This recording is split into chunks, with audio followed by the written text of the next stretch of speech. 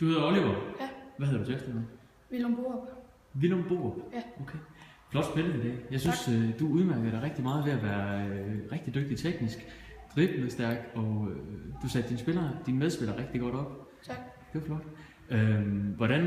Hvordan synes du kampen gik? Altså, jeg synes, det var sådan lidt frem og tilbage mellem mål og chancer. Ja. Men jeg synes, vi havde mere spillet, både i starten af første halvleg, og så gik det sådan lidt ned i sidste 10 minutter. Ja. Og så fik vi spillet i anden halvleg.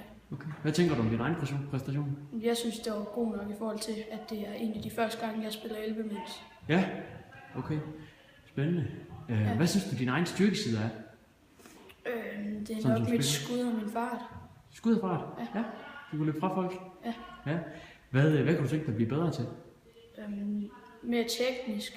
Mere teknisk? Mere teknisk og være bedre luftkontrol. Teknik. Altså tage bolden ned i luften? Ja. Ja. Spændende. Hvad med sådan... har du nogen idol? Hvad med din favoritspiller? Hazard fra Chelsea. Hazard fra Chelsea? Ja. Synes du selv, at du minder lidt om ham? Både ja og nej. Både ja og nej. Ja. Ja. Er der så stort navn at sætte sig op imod? Ja. Ja.